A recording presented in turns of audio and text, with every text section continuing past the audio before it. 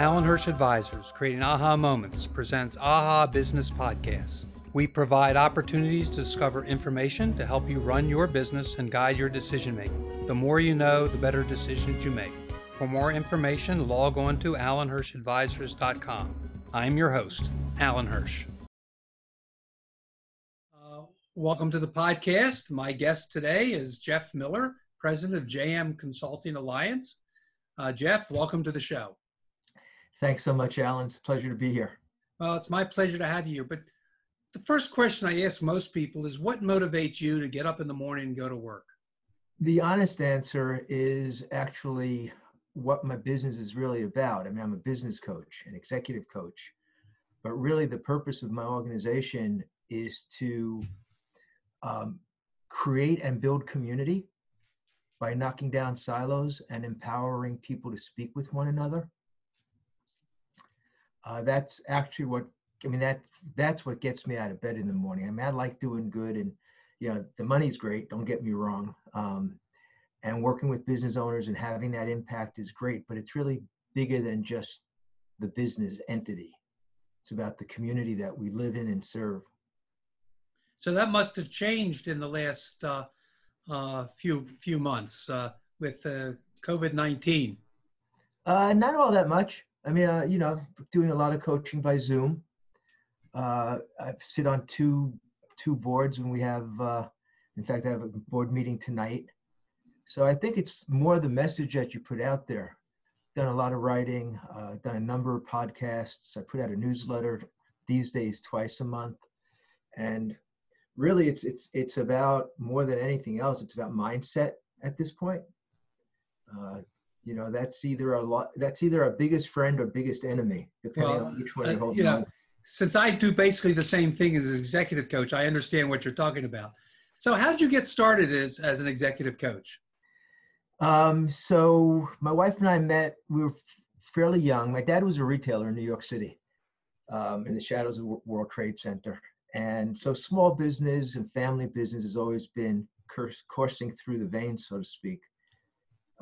My wife and I met, we got married relatively young, lived in Israel for 5 years, where I actually raised 200,000 chickens a year.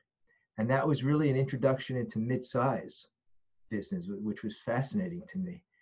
When we came back in '85 with a 1-year-old, I got a job in working for a sales organization out of Alexandria, Virginia. And I did that for 20 years. I was VP of operations, and at some points, marketing and sales and marketing. Again, it was a family-owned business. I was working with the third generation. And about the last 3 years I was in, they were awfully depressing. It was that corporate burnout type of experience.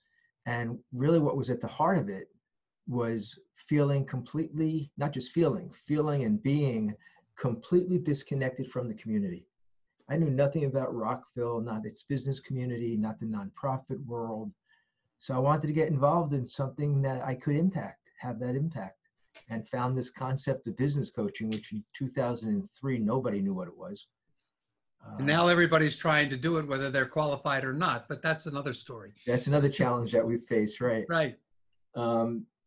And quickly joined the Rockville Chamber of Commerce and hung out the shingle and just kept on going and haven't really looked back. Initially, I bought it was a franchise. And then once my license expired in 2013 or 14, I started the Consulting Alliance a year before then. And I've just kept on doing, and what it's given me, and I don't say this to brag, although it sounds good to say. I mean, I've been chairman of the board of the Rockville Chamber. I've been president of the board of Manna Food Center, which is Montgomery County's food bank. I've been chairman of the Corporate Volunteer Council. I'm a graduate of Leadership Montgomery. I do pro bono work up at the prison and up in Boyd's. And the reason I mention it is that's my challenge to business owners. What are you doing to make the community a better community? So you have better employees, better educated kids, happier families. And my methodology of doing it is through actually coaching the business owner and the business and the team. Well, I do the same thing. One of my things is making sure I understand the personal goals of a CEO, business owner, Mm-hmm. because if so many people go into business and forget their goals, Yep. and they're languishing because they're working in their business and not working on the business. Yep. Indeed. And like you, I've been heavily involved in the community around here, and I've been on national boards. Served one presidency of a national board that actually a North American board that did amazing things for kids. But that's the kinds of thing I've been doing. So tell me a little bit about your practice. What kind of clients, who you do, what do you do?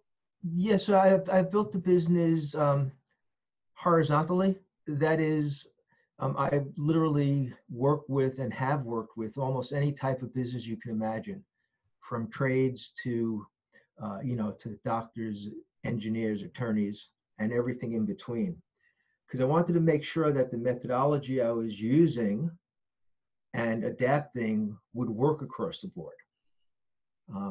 So typically, my average client's going to be somewhere around 1 to 15 million. I've got one client who's in the cannabis business, who's a much larger business than that. When I say cannabis, the medical cannabis. Right.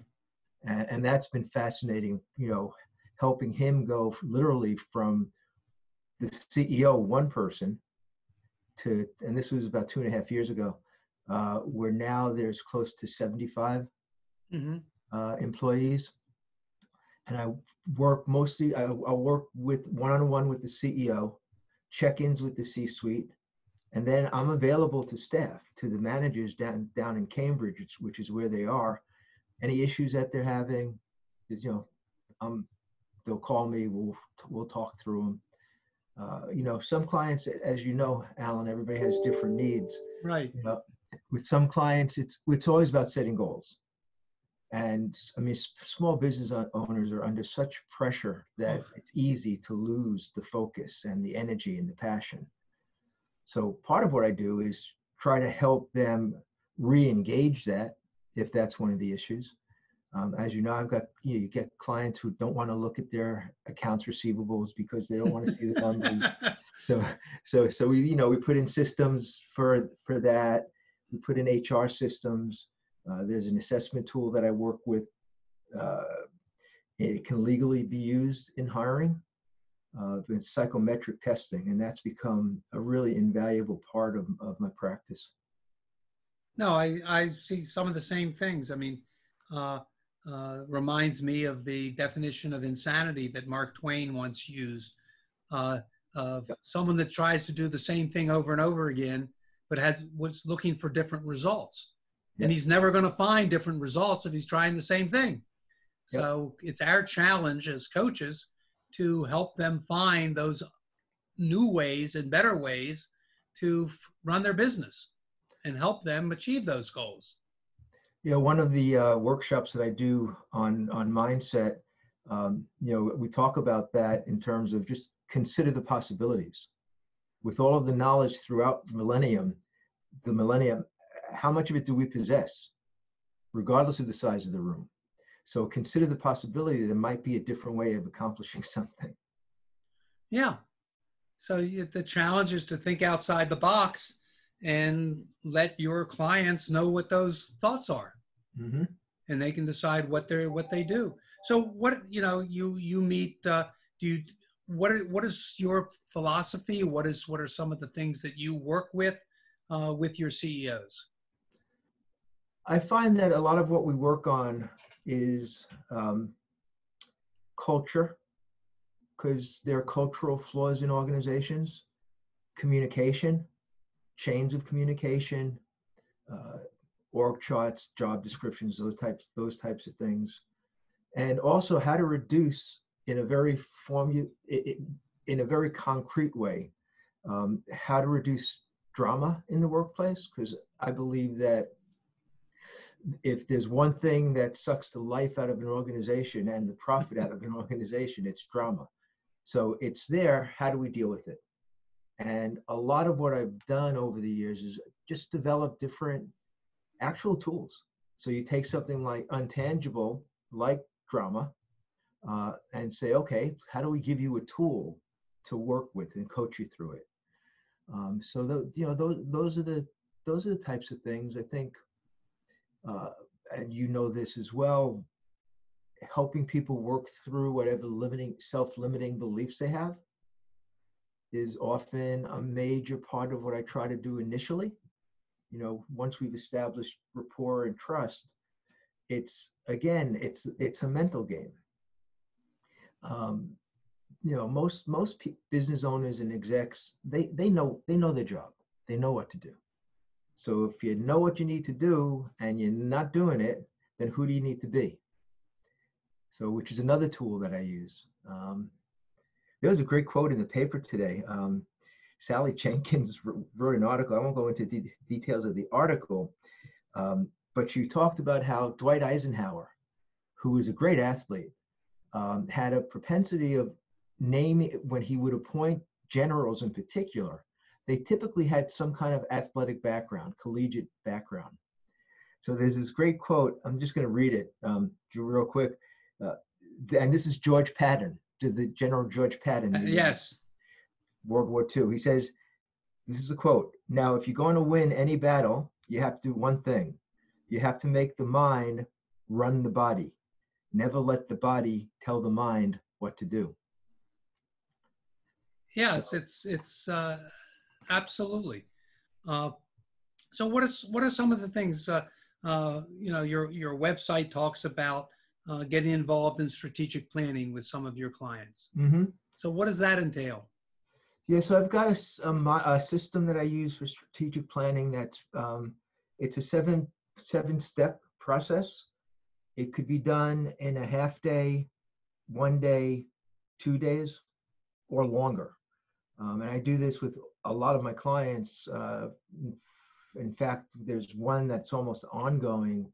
The client of mine, UHY, up in Columbia, they're a fairly large. Which is how we met. Exactly. This is how we met. That's right.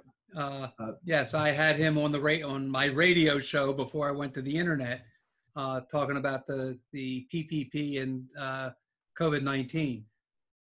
Right. So so Harold with his team, we did a strategic planning session, the first one 3 years ago, and now we're updating it every 6 months, working on the same initiatives, basically, just taking it to the next level, because those are the 3 initiatives that is critical for them. But I'm not interested in doing strategic planning where it's a feel-good, motivational, you walk out with a nice piece of paper or something, but there's no meat behind it. So at the end of the session, through a process of elimination and examining different areas of the business, we'll come up with 3 or 4 initiatives of things that they need to work on over the next 12 months. But then we'll also put together an action plan that'll include who's the team, who's leading the charge, who's on the team, is there a budget involved, what are the metrics that we're going to use. So it's a pretty, I believe, pretty significant kind of process for any business to go over and go through. Well, as long as they don't put it in a drawer and forget about you and the strategic plan, and it's an ongoing plan, and they continue to work with it, it works. It sets the direction for the business, yep. And it's only a limited number of initiatives, because that's all they can do at once. Right. Yeah, I mean, you hear of coaches who go in and they're coming up with 12 goals, and it's like, they don't have time for that. Right. And it's not effective because it won't get done. It won't be implemented. Right. So yeah, that's one of the keys to it, is that it's only 3 or 4 initiatives. Right. Not more than that, because we'll whittle everything else down. We may have had a list of 35 goals or potential initiatives that they wanted to work on, but then we just go through the list and see, well, what are the ones we can group together, because most of these things can be grouped together, as you know. and then keep going. Yeah. Well, I think it's about time that we take a break. We have a couple sponsors that we have to get in. So when I come back, I will continue the conversation with Jeff Miller, president of JM Consulting Alliance. I'm Allan Hirsch of Allan Hirsch Advisors, and this is AHA Business Podcast. Hi, Rick Dempsey here. As a former Oriole and Series MVP, I know a lot about winning and championship teams. Today, I'm happy to tell you about my award-winning web design and internet marketing team, Adventure Web Interactive. For over 2 decades, many of Maryland's most successful firms have chosen Adventure Web as their strategic partner for web design and online marketing. I can tell you from using them personally, their search engine optimization and social media programs have saved their clients tens of thousands over the traditional pay-per-click digital agency.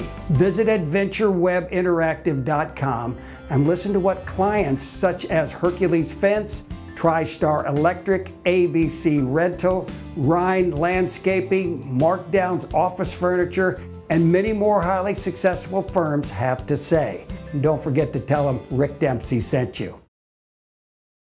Strengthen, protect, and preserve your retirement nest egg. Scott Garceau here for the Stephen J. Sless Group, Baltimore's reverse mortgage specialist. Reverse mortgages have evolved to become a viable retirement tool. Enjoy retirement without monthly mortgage payments, improve cash flow, pay off debt, and stretch retirement savings. Stephen and his team can offer strategies to make housing wealth work for you. If you're 62 or older, learn if a reverse mortgage could help. Visit reversebaltimore.com. An equal housing opportunity lender. This is not a commitment to lend. Stephen J. Sless, NMLS 298581. PRMI NMLS 3094.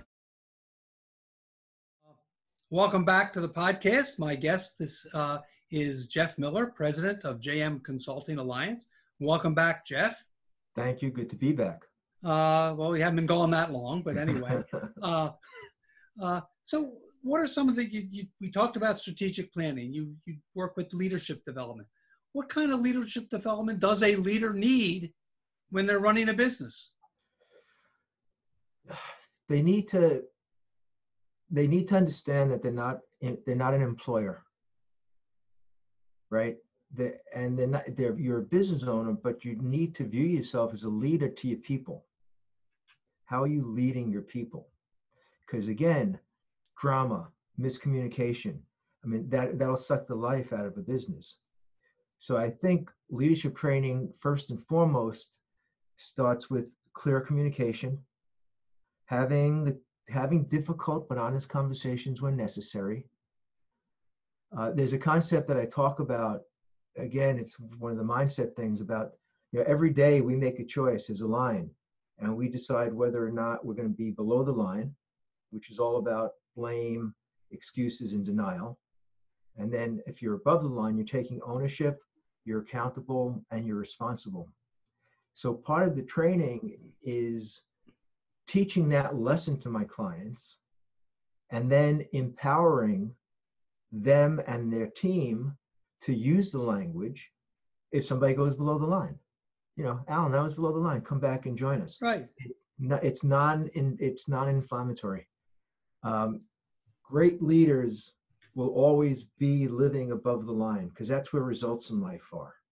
Below the line is all about excuses and reasons. Great leaders don't use excuses and reasons why stuff doesn't happen. Right. They take responsibility for it and learn how to fix it the next time. Yep. I mean, that's one of the things that I've learned about leadership. You need to set an example. You know, if you want as simple as your emails and phone message to be returned in 24 hours, as a leader, if you don't return yours in 24 hours, why should anybody else? Right. I mean, you set your goals and you do things by example, and it's not what you say, it's what you do. You have to live these leadership skills and the leadership to move forward to grow your business and create the culture that you're looking for. Mm-hmm. I go back to communication. We don't always pay attention to how important the words that we're using are. And particularly in this age where life is dominated by email, email has no tonality.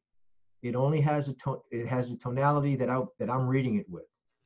So I've got clients who, if not all the time, but if it's an important email, they'll send it to me before they send it out. Jeff, what do you think? And my question would be usually, Allan, what are you trying to accomplish? Right. You I know, wish and then- I wish most of my clients would send me some of those. Some do, some don't, because you get in trouble when you send an email and you're as the writer, you're using your intellect to interpret it.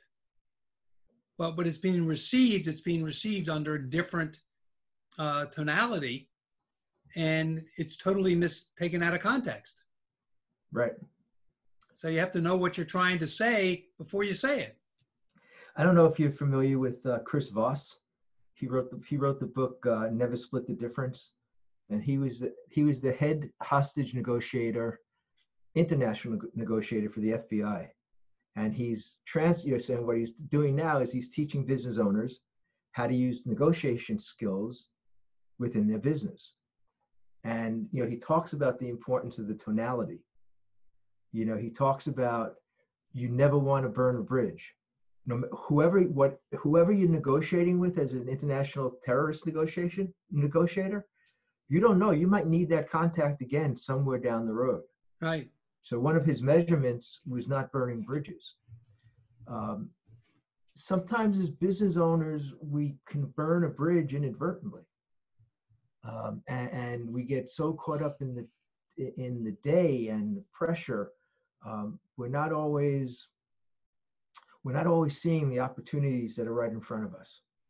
And that's one of the things that I do work with, and I'm sure you do as well, Allan, with clients, is where's the low-hanging fruit? Where are there's opportunity out here every day, every single day. So we work on those types of things. Yeah. So you also do team building, I see. Yeah. Again, now as a coach, when you're walking into an organization, there's always going to be one or two people who aren't happy you're there, because we represent change. So I've always had the philosophy. First of all, I love coaching face to face. I've never, until Zoom, I've never done phone coaching, and I'm fortunate my client base is, except for a couple out of state and one international, is within a 50, 60 mile radius. So I until this COVID, I have never done whether Zoom or anything other than face to face. Right. I want to know who's perceiving me as the enemy. So that's part of it. There's some self-preservation in there. But again, going back to being the leader of an organization, people are your biggest asset. So how are you cultivating your people? How are you growing them? How are you feeding them? How are you evaluating talent? Jim Collins' Good to Great, great book. And one of the things that these companies have in common, I think all but one, all of the CEOs came up within the organization. It costs a lot of money to churn and burn. So that's also part of team building. And there's an assessment tool that I work with, as I mentioned earlier, it's psychometric testing. We'll have the team take it, and then the executive suite or managers, depending on the company, and then we create a group report that says, okay, here's where you fall out in this, Allan, as the owner. Here's where your team is. Let's start utilizing strengths and understanding, not weaknesses, but understanding why I may hear something one way, but that's because you're hardwired a certain way. Again, how do you minimize drama in the workplace? Well, you have to speak. To me, you have to learn to speak in why people do things, and speak in their language to get them to cooperate. When you don't speak in their language and adapt to them, you're fighting each other.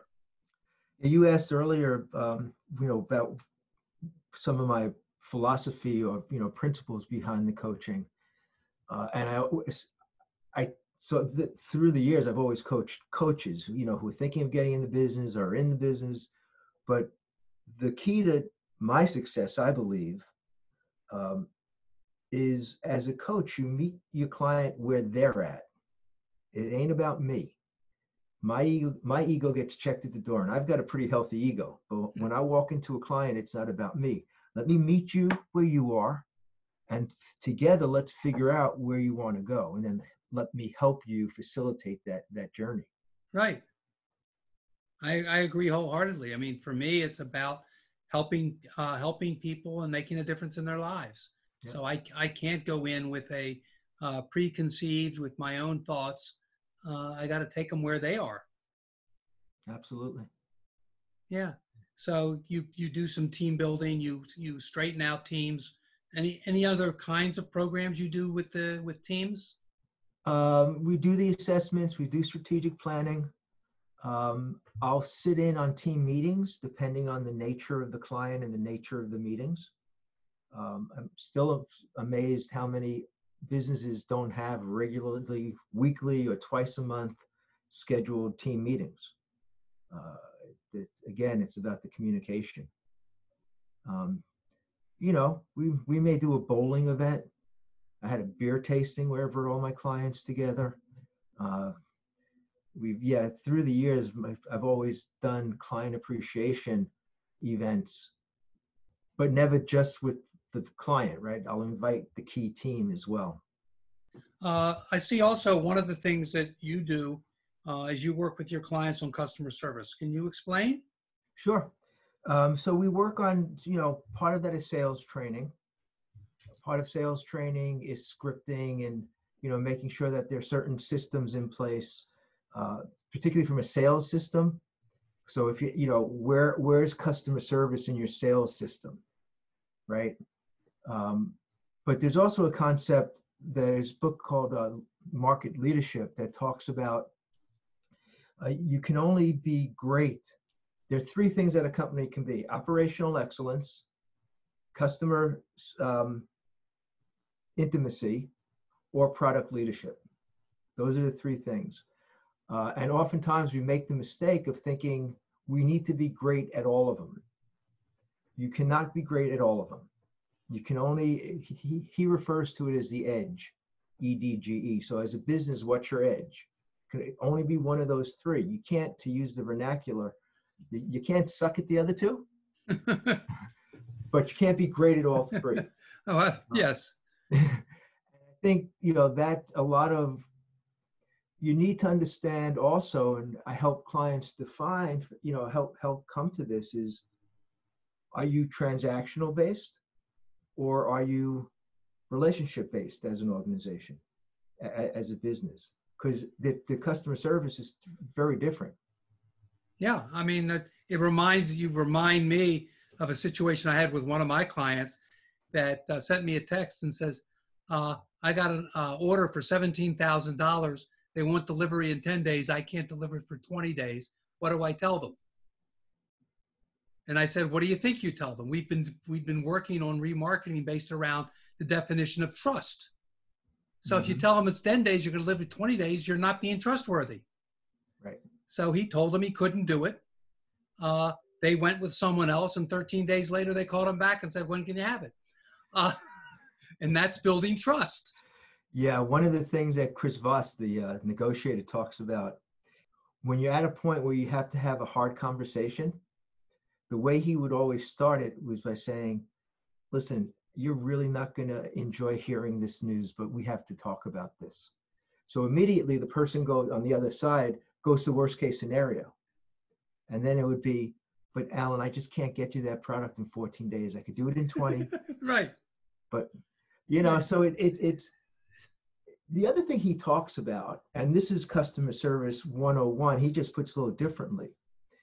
He says, always remember that your outer voice starts with your inner voice. So if you're really concerned with the customer, make sure you're feeling that internally before you just start speaking. Oh, yes, absolutely.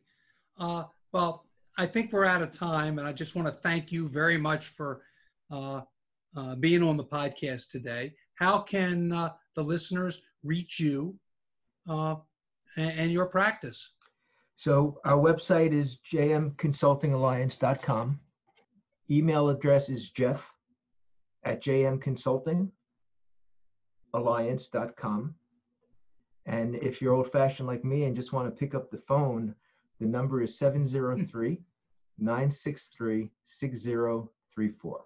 Well, I want to thank you very much, Jeff, for taking the time to be on the podcast, and continued success with your practice. I'm Allan. Go ahead. No, I just say the same to you. A lot of gratitude for having me today. It's my pleasure. It was fun. It is fun. I'm Allan Hirsch of Allan Hirsch Advisors, your host. To reach me, call 443-977-4500 or visit my website, allanhirschadvisors.com. I'm Allan Hirsch, and this is AHA Business Podcast.